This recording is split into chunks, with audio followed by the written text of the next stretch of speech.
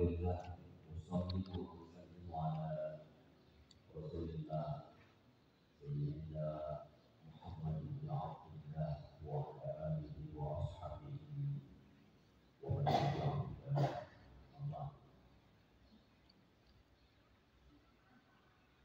Yang dihormati rekan Pak PJW yang hadir mewakili yang dihormati Ketua Sri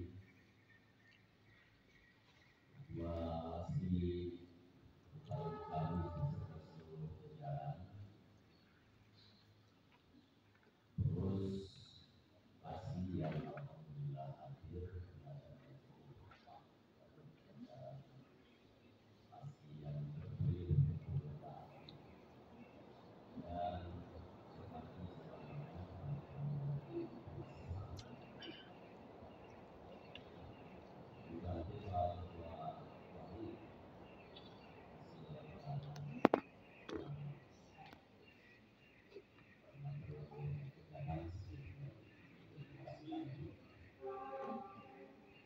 jadi kalau teman-teman dari Humas juga ada,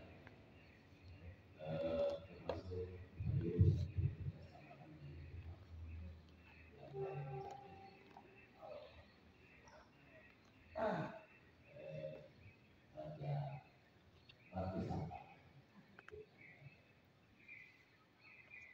Bapak Ibu hadirin warahmatullahi wabarakatuh. Kami nilai nanti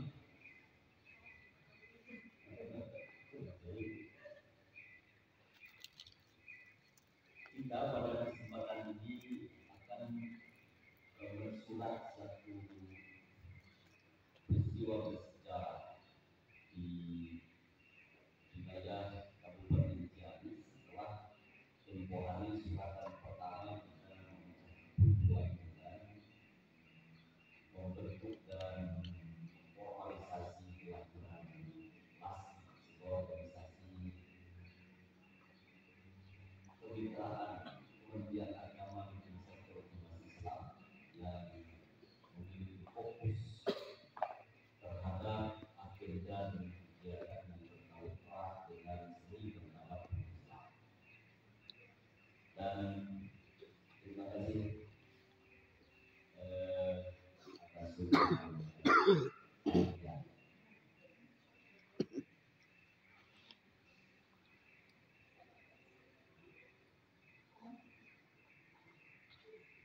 Kehadiran LASI sebagai organisasi itu jangan sampai dibentuk kali cincin bahasa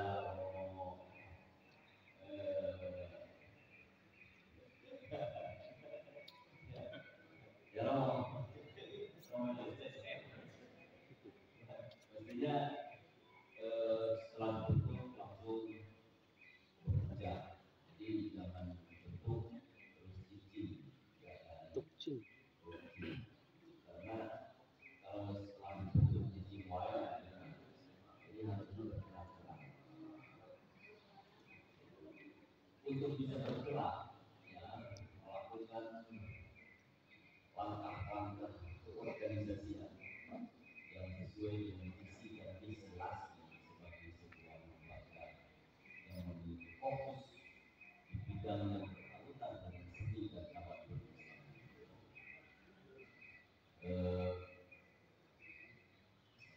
Penting sekali disusun agenda sehingga platform organisasi ini menjadi jelas ya, dan visi-misi itu akan menunjukkan identitas dan jati diri LASI sebagai organisasi yang memiliki visi dan misi yang bisa diandalkan.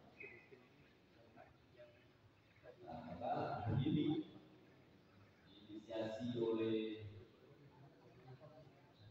para pengurus LASI Kabupaten Ciamis, kita akan masuk pada satu pekerjaan besar. Ini akan menjadi satu penanda bahwa kita serius dengan organisasi LASI untuk melakukan pergerakan dan hadirkan agenda-agenda. Bapak Ibu dan teman-teman sekalian, itu saya membuat beberapa poin pikiran yang bisa ditelaah, tapi itu sangat sederhana dan sangat terbatas. Nanti mungkin bisa menjadi bahan. Saya tidak cukup waktu untuk membuat PowerPoint dan materi yang panjang karena keterbatasan waktu. Saya baru cuma 5 malam, jadi ya pagi itu saya tulis. Saya dipaksa oleh Windows, tapi sebuah pemaparan yang keren karena dengan terpaksa itu saya malah menjadi Ibu, kita dulu pernah mengenal dan bahkan menikmati pokok-pokok pikiran dalam percikan-percikan pemikiran yang monumental dari sosok yang sangat signifikan dan sangat determinan di dalam pemikiran-pemikiran monumental yang dedikasikan dan kontribusikan untuk insan-insan sejarah agama dan bahkan masyarakat dalam rangka modernisasi pemikiran, yakni sosok Profesor Muhammad. Beliau menjadi Menteri Agama dan Menteri yang monumental serta dikenal sepanjang masa. Gagasan yang terus hidup, karena gagasan itu tidak pernah mati, Bapak Ibu sekalian. Yang mati itu manusia, tapi gagasannya tidak pernah mati. Para wali mati, para nabi juga meninggal, wafat, para filosof juga begitu adanya, tapi gagasan dan pemikiran mereka selalu hidup dan menyala. Nah, satu dari pemikiran terpenting dari Profesor itu dalam penciptaan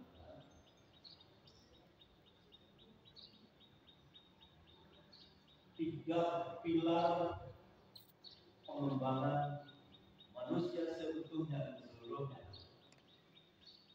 Ada iman, ilmu, dan seni. Jadi kalau ingin mengembangkan manusia dari perspektif pemikiran keagamaan, kita harus memiliki tiga sokong. Kita harus memiliki tiga iman, ilmu, dan seni. Maka dengan tiga pilar itu masyarakat bisa tumbuhkan dan berkembang. Tidak boleh masyarakat itu di dalam teori masyarakat tertentu misalnya, masyarakat terjebak dalam satu kotak lalu tidak bisa bergerak dan bergerak. Kotak harus dibuka dan biarkan masyarakat itu secara bebas. Dia bisa bernafas menghirup oksigen kehidupan dan kemudian bisa tumbuh dan berkembang sampai setinggi-tingginya dan sebesar-besarnya hingga di ketinggian yang tak terhingga. Sehingga kebudayaan dan peradaban masyarakat itu jangan diduduk dan diangkat, tapi harus dibuka dan diberikan ruang terus tumbuh. Sesuatu yang tidak adil itu kan peradaban kebudayaan. Kalau kita ingin masyarakat itu tumbuh berkembang dan kebudayaan dan peradaban tinggi, maka masyarakat itu harus diberi ruang tumbuh dan bergerak serta cukup oksigen untuk keleluasaan hidupnya. Nah, tiga pilar inilah yang penting kita cermati: iman, ilmu, dan seni. Dengan iman hidup manusia dan setiap masyarakat menjadi terarah. Jadi kalau diwajib, kalau disuruh program katanya harus terarah, terukur. Nah, kalau perspektif Profesor Mukti Ali itu, Mukti Ali itu kita tahu beliau juga pencetus dari trilogi keturunan. Jadi banyak-banyak pemikiran yang keren-keren dan hari ini pun masih hidup karena sebagai sebuah alibi, sebagai sebuah gagasan itu terus hidup. Nah, dengan iman kata beliau, masyarakat dan setiap insan menjadi terarah sehingga kemana langkah kakinya harus diajurkan dan sorot matanya harus kemana memandang. Manakala punya iman, dia tidak akan gelap dan terjebak dalam kotak tidak pasti. Maka penting prasyarat ini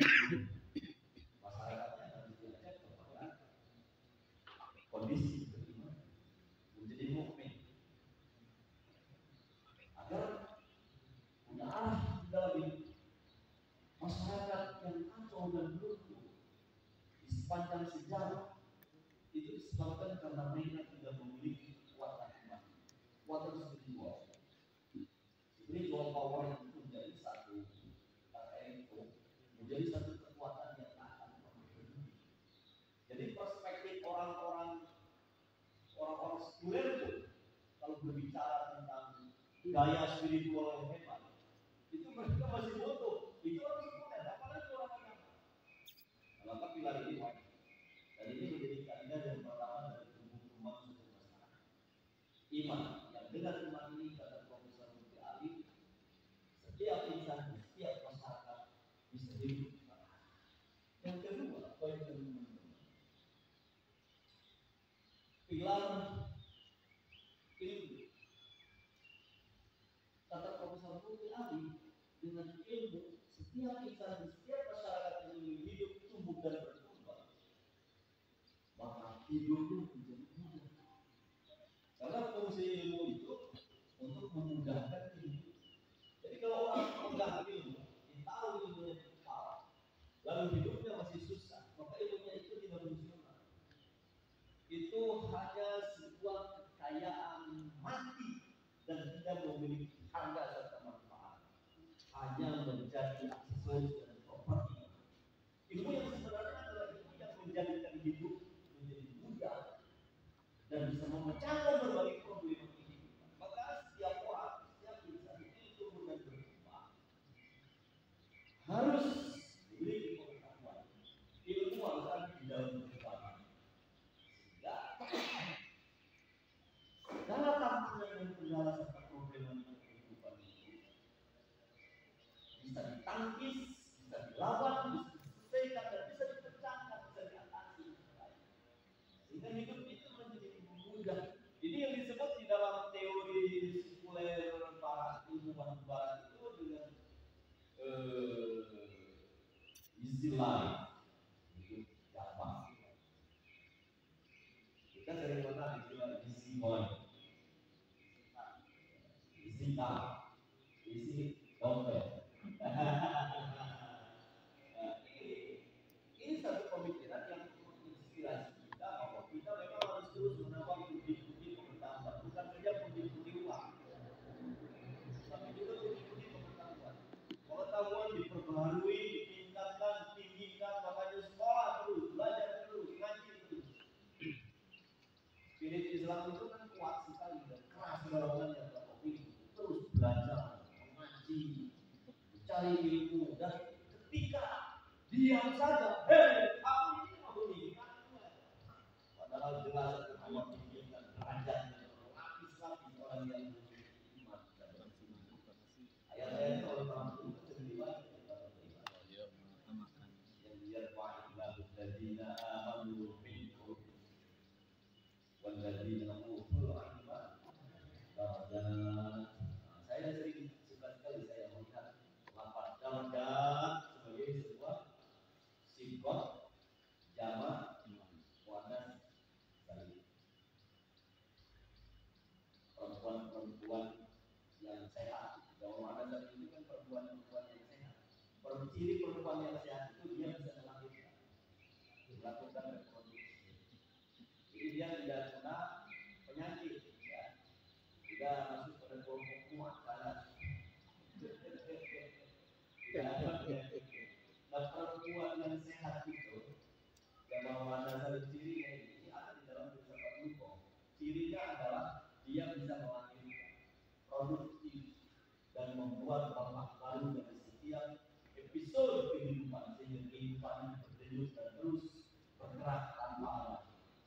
Itu yang disebut dengan produktif. Dan ini hanya bisa dicapai dihadirkan oleh perempuan-perempuan sehat. Alias dalam mana saja. Dan ingat, insan yang mau ada saling itu perempuan tidak sah.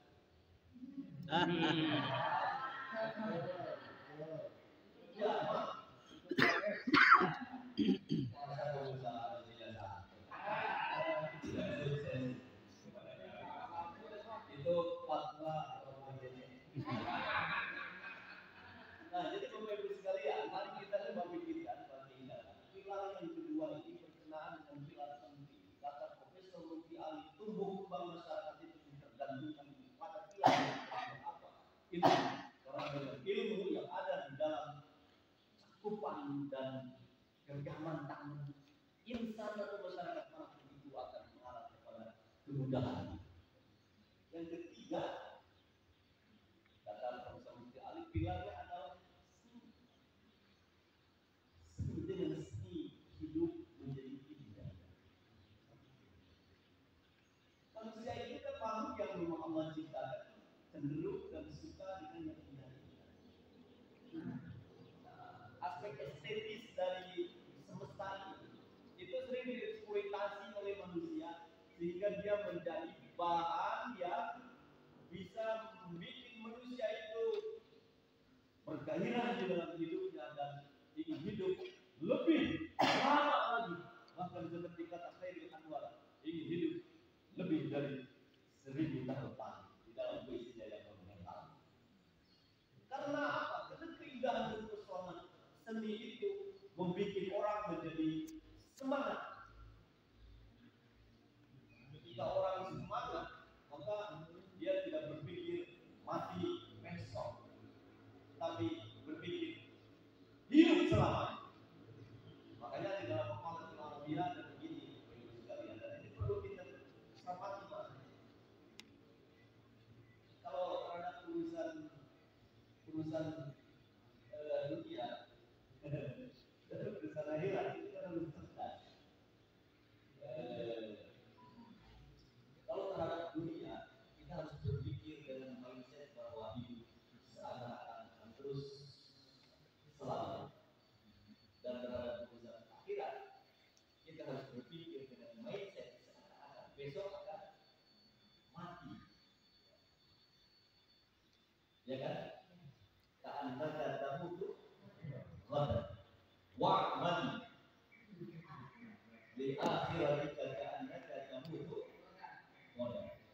I'mal li dunyaka ka'annaka ta'ishu abadan wa'mal li akhiratika ka'annaka tamutu. Sejarah itu adalah sebuah spirit dan nilai filosofis yang keren. Dan apabila kita serap, ini akan memberi kegairan baru dan optimisme. Sehingga hidup ini tidak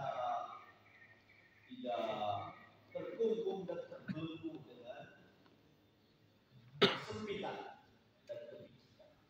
Itu adalah perspektif yang keren. Memang kalau terpahami, apabila kita coba refleksi dan berpikir.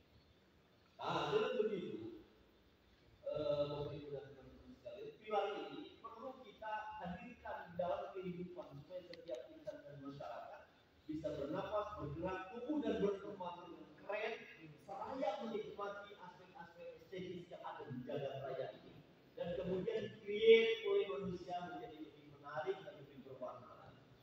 Hidup berwarna jauh lebih indah dibandingkan dengan satu warna yang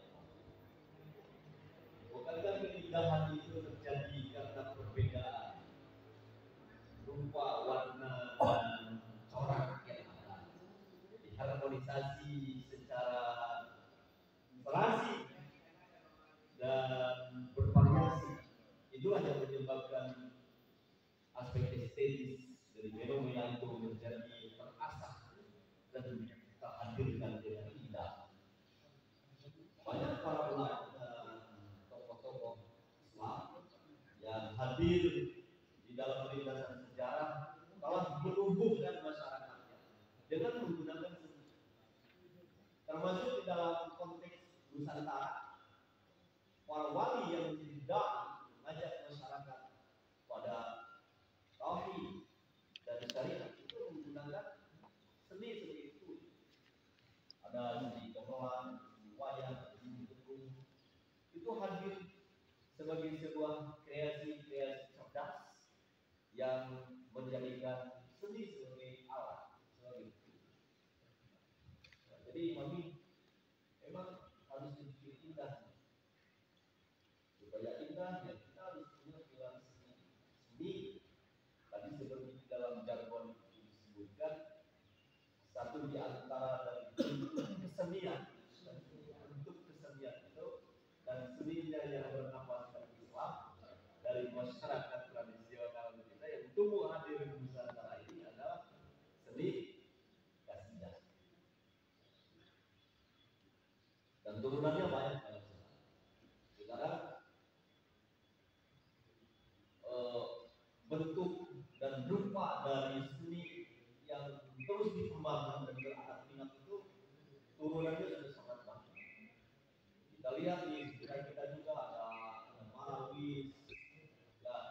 orang dengan Kosila. Dulu kan kita di dalam Kosila itu hanya mangkal beberapa grup. Sekarang grup-grupnya itu banyak. Setahu saya, karena saya adalah generasi 70-an, grup Kosila yang terkenal itu dulu ada yang dari Jawa Timur itu grup apa itu? Asdalia. Sekarang sudah tidak ada lagi. Itu Habibah ada di nasinya. Ada Almanar sekarang. Kemudian ada lagi Nidalia. Nah, kalau Nida sekarang memang sudah lihat karena kemarin sudah dinikahkan. Saya lagu jazz saya dengarnya ada lagu-lagu yang kemudian itu sebenarnya sebuah kritik sosial. Ada jilbab putih itu semua ada santri kan? Itu semuanya ada beritanya. Kemudian lagu-lagu yang populis dikenal oleh masyarakat dan menjadi nafas dan pergerakan serta arena untuk menghibur diri.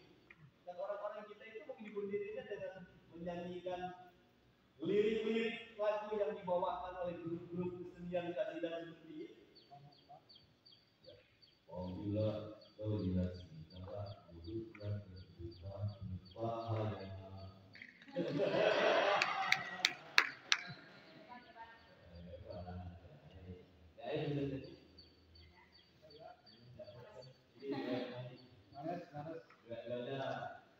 Ustazah yang keren dan bisa ngaji, bisa juga bisa nyanyi, bisa ngaji dan bisa berbakti. Ya, berbakti kepada negara, kepada dosa dan bangsa, kepada masyarakat dan menjadi istimewa.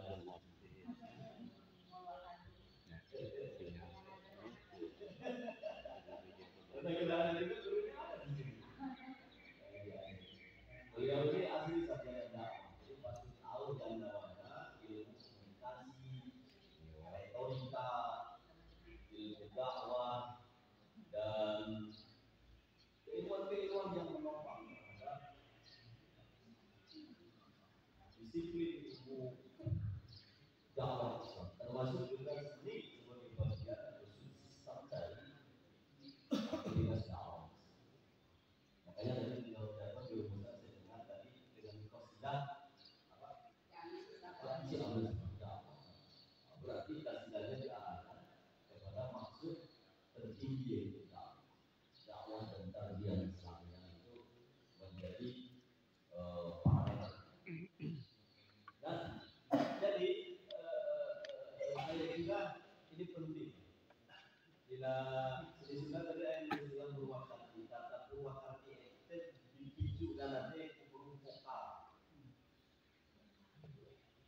Maka upami ayat karya, ayat tampilan, atau nanti ayat tontonan, naon wae, anu sok ditaruhkeun nanti saat membuka vokal. Bagi itu juga ayat vokal, sareng ayat huruf vokal, walau jalan dalam itu tidak bisa dibaca, tidak bisa dibunyikan dan tidak bisa memberikan makna. Kalau tidak ada yang punya vokalnya dan tidak ada huruf vokal. A, I, U, E, O. Ini bahasa Sunda ayat tu. Nah, orang laki kudu jadi huruf vokal. Dan para pengurus laki ini harus menjadi vokalis.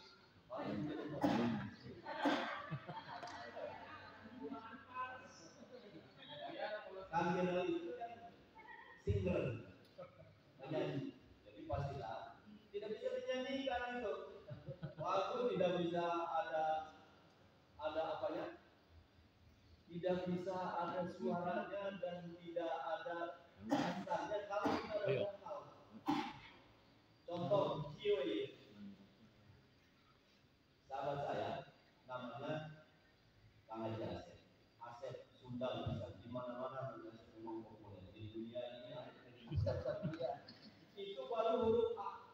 Umpamanya dikaitkan dengan vokal anu tadi A, I, U, E, O, maka Asep itu bisa ditarik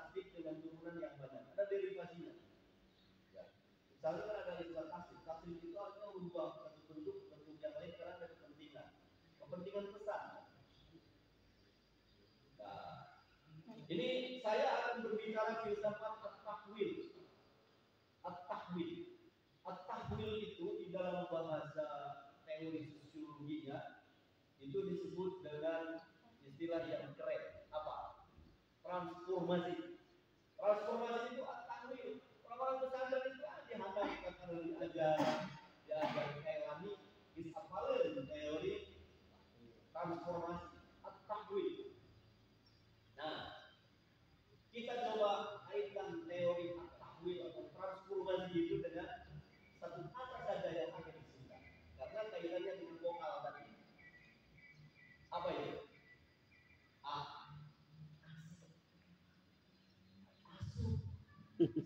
Asik. Ai upami nganggo ina. Asik.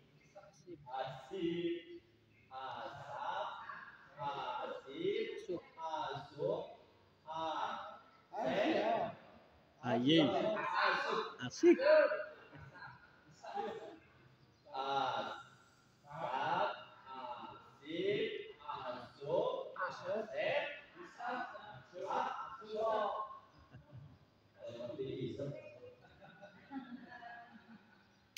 Itu kan kalau kita coba pindahkan itu berbeda ya. Karena setiap fonem itu akan membentuk makna. Itu ada di dalam ilmu linguistik fonologi. Itu artinya dalam ilmu mantik kalau dipindahkan dari pertemuan bahasa. Fonem, ada morfem. Dan ilmu tentang fonem ada morfologi, tentang morfem ada morfologi. Ya, ada fonologi, ada morfologi. Ada bentukan kata, sintaksis. Ini ada di ilmu sosial.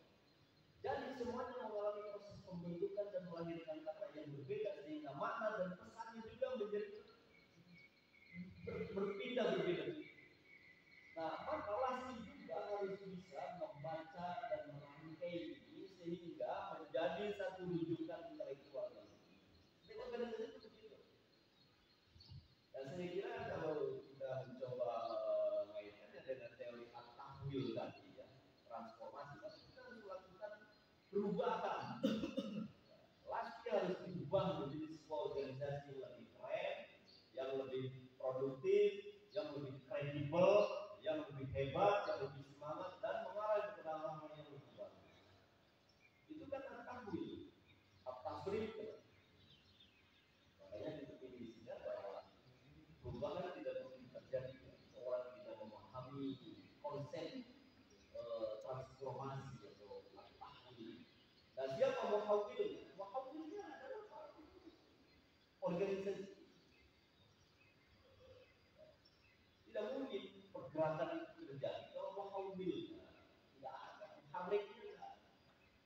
Ada harokat itu karena ada muharrik, ada gerakan karena memang itu yang menggerakkan. Tidak mungkin sesuatu bergerak sendiri di dunia. Ya kan? Tapi yang bergerak, bapak bergerak dan bapak digerak-gerakkan oleh sesuatu. Ibu juga bergerak karena ibu digerakkan oleh sesuatu. Artinya kita tidak bisa bergerak sendiri dan kita menganggap diri kita seorang belaka yang bisa melakukan itu. Makanya saya disebut dengan al-jamaah. Di organisasi itu dalam teori tentang demokrasi, tidak bisa orang berbicara sendirian, tidak bisa orang bekerja dan berkarya sendirian. Makanya di dalam teori manajemen ada yang disebut dengan sinergi dan kolaborasi. Itu adalah turunan dari konsep jamaah. Jamaah itu kan ketika ada imam, ada makmum, ada pimpinan, ada bawahan, ada pimpinan, ada yang dipimpin, ya kan? Ada atasan, ada bawahan. Nah, satu kesatuan antara dua pihak itu yang disebut dengan imam, pemimpinan. Nah ini sebagai adalah sebuah kepemimpinan. Jadi nanti kita tidak bisa sendirian. Makanya berbagai hal itu nanti ada yang bidang ini, ada yang seksi ini, ada yang divisi ini. Jadi di organisasi nanti harus sebagai organisasi, tidak oleh ketua saja.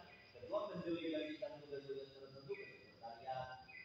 Ketua mendelegasikan tugas-tugas tertentunya kepada bendahara. Ketua mendelegasikan tugas-tugas tertentunya kepada seksi-seksi di dalam organ atau batang tubuh. bagian dari tubuh. Dan ketika tiap organ itu dirangkai menjadi satu kesatuan, namanya organisasi. Organization itu mengarah kepada makna setiap organ bagian dari badan tubuh ini dirangkai menjadi satu kesatuan, sehingga hadirlah menjadi sebuah sistem yang utuh. Itu namanya organisasi. Nah, saya belajar dulu ilmu manajemen. Ketahuilah bahwa di dalam manajemen itu ada konsep HAMO. Itu digambarkan sebagai lingkaran. Lingkaran besar. Itu lingkaran juga. Lingkaran besar, lingkaran kecil. Ini di dalam manajemen juga ada lingkaran besar yang mengarah kepada sebuah organisasi modern. Apa itu? Lingkaran besar yang pertama itu namanya administrasi. Jadi administrasi itu adalah sebuah lingkaran besar yang menjadi satu kesatuan sejumlah orang yang mengarah pada pergerakan untuk mencapai tujuan dan di dalam lingkaran yang besar itu ada lagi lingkaran yang lebih kecil, namanya manajemen. Manajemen itu terdiri dari beberapa suku kata. Manage, kemudian managemen. Ditulisnya kan begitu kalau di dalam bahasa Inggris. Manajemen, ya kan? Satu orang, ya. Age itu artinya umur, usia. Usia itu semakin bertambah semakin dewasa. Satu orang mendewasakan sejumlah banyak orang untuk mencapai target. Nah, saya dulu belajar itu yang saya ingat dari dosen saya manajemen, Al-Fatullah Haji Santo. Dan bukunya masih saya tahu. Nah, manajemen itu adalah proses untuk mencapai target. Yang jelas saat menjadi pimpinan ada, saat menjadi pimpinan diarahkan Erik ke mana? Erik mencapai target. Nah, jadi supaya ada di dalam keterangan. Nah, itu adalah lingkaran kecil, soal lingkaran besar. Administrasi. Kemudian ada lagi lingkaran inti yang ketiga, namanya organisasi. Ini teorinya disingkat menjadi AO. Administrasi, manajemen, organisasi. Yang mau tuh sendiri.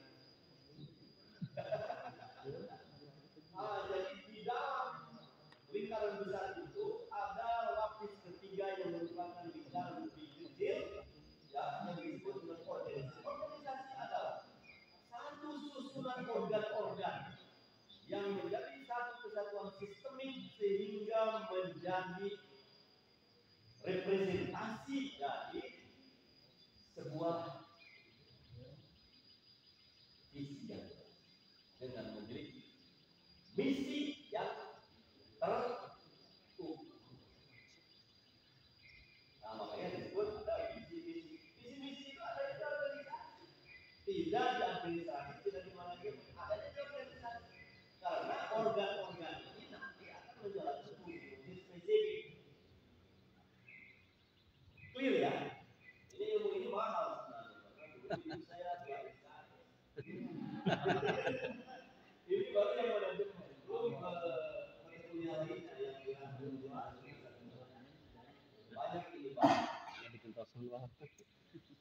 Jadi ibu, ini baru satu ya yang berkenaan dengan takdir Profesor Romi Ali. Saya baru masuk pada iman ilmu dan sini. Jadi saya ada 5, itu di bulan kedua.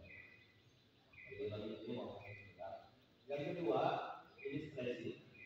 Ini dan tamadun Islam. Ini menjadi turunan dari pokok pikiran tentang iman ilmu dan seni yang beririsan tadi untuk menemukan dan mengembangkan masyarakat. Nah, seni dan tamadun Islam ini wajib untuk kita jaga dan pelihara. Karena jargonnya itu sama dengan pemahaman fikih organisasi nomor ulama. Yang baik-baik itu harus dipelihara, yang lama ya, dan yang baru, yang lebih baik itu harus diambil. Jadi jangan kaku dengan hal-hal yang lebih baik. Kita harus berpikir. Tapi jangan lupa, ya, yang baik-baik yang sudah kita dapatkan dengan kesan di masa lalu itu harus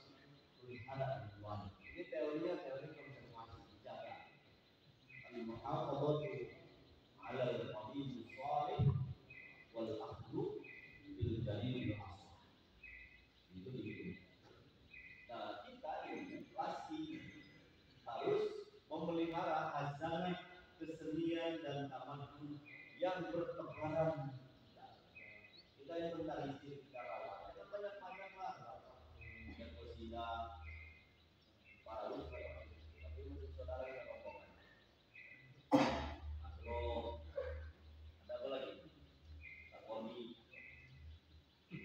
ada apa lagi Kampus. Podcast ada apa lagi udah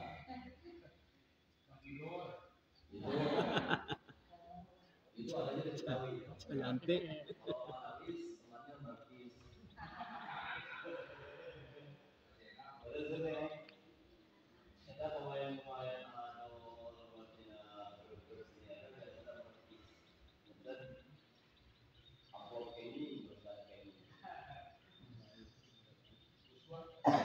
Dik balapan coba Dik-dik dapat mengenal. itu jangan itu punya grup dan bisa ditampil mestinya di bawah sini supaya hiburan jadi ya jangan yang berat-berat seperti yang begini ini kan udah berat karena ini berbau akademis capek lah di Imam Bosan sama lagi kuliah bikin kode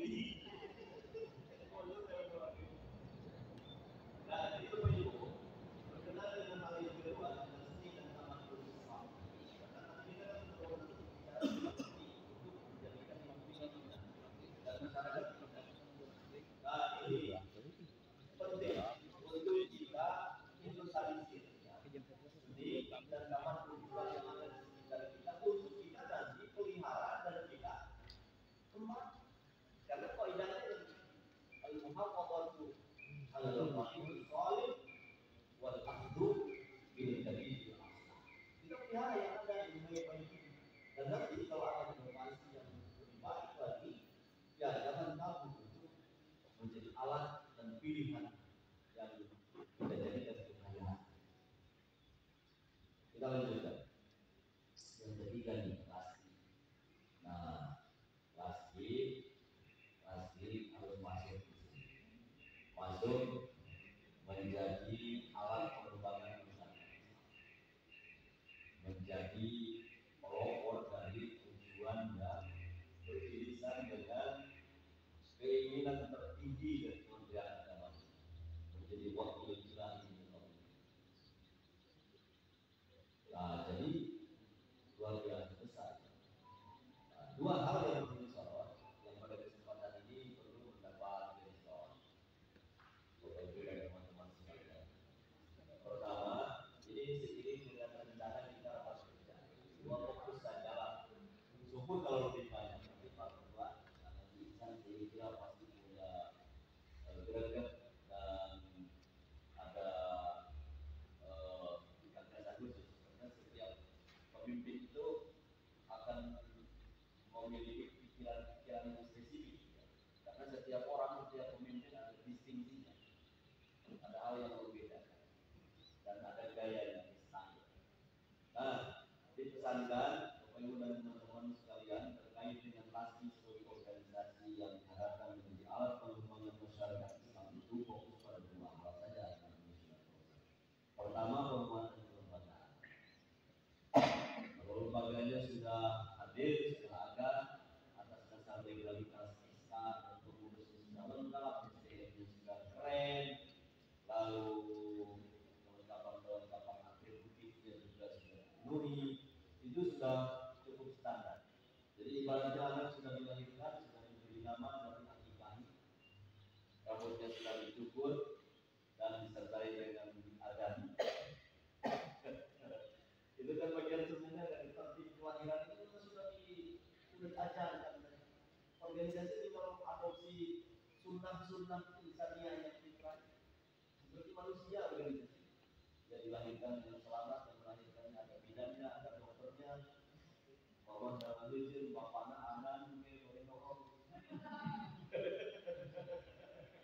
Jadi seperti itulah kalau analogikan. Saya kira ada pada tulisan dan keterkaitan takluk.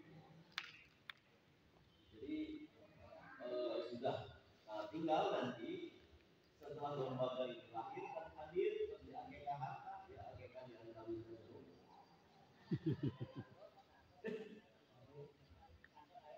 bikin program kerja.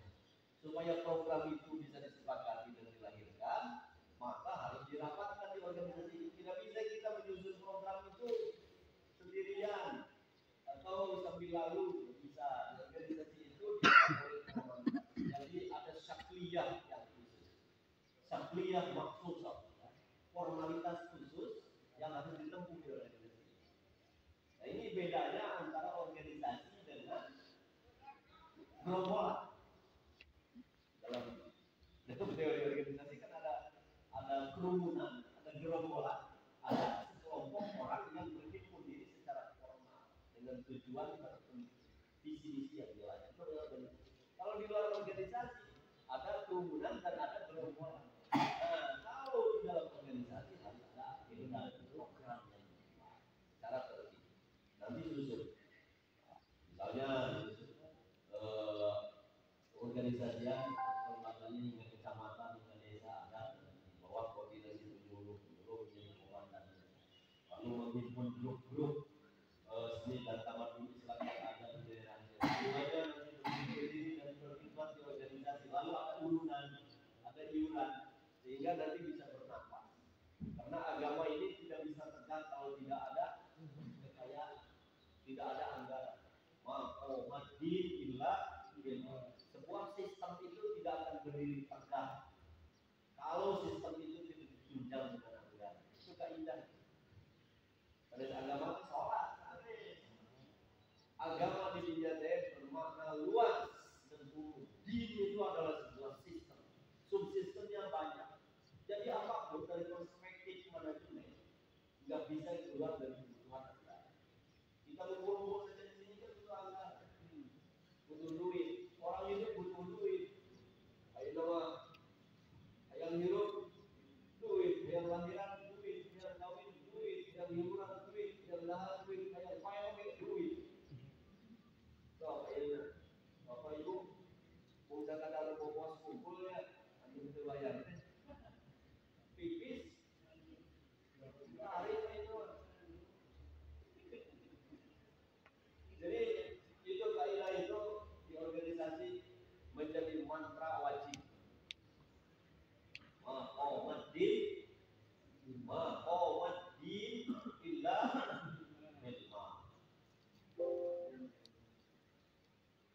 Jadi saya kira perlu nanti ke depan pasti ini mandiri sendiri, jangan mandiri oleh orang. Caranya gali potensi dan jangan membuat ribet dari, oleh, dan untuk lagi sendiri. Saya sarankan yang mudah berkerja. Iuran di anggota daerah. Oke, kalau anggota daerah untuk anggota itu untuk semua. Iuran 1 bulan 5.000 ini pun yang penting profesional dan aman. Belum nanti dikembangkan dari kreasi. Saya yakin dan percaya Pak Ketua Lasmi bisa membawa nama ini ke tepian Samudra dan pelabuhan yang anu kaopat waktu itu di dalam poin diharapkan Lasmi bisa guru peningkatan mutu berkreasi beragam. Ya teh pendidikan dan akan menjadi program kementerian.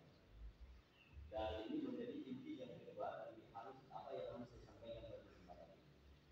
Jadi seni itu kan entitas yang lintas batas. Iji gurun tol ada kemana-mana oke satu kali gurun masuk. Seni itu masuk. Apakah rasnya ras apa masuk? Apakah agamanya agama apa masuk seni? Apakah budayanya budaya apa masuk seni? Sehingga seni tidak bisa diklaim dan monopoli oleh sekelompok atau satu golongan orang berdasarkan ras, suku, bangsa dan agama. Tidak. Seni itu lintas dan seni menjadi instrumen yang bisa membuat orang harmoni dan ada di dalam satu kesatuan secara damai. Tetapi ayat konten musiknya tinggali sempurna banget. Ayat Islam, ayat Kristen, ayat Hindu, ayat Buddha, ayat Konek, ayat Buddha. Wah, macam-macam.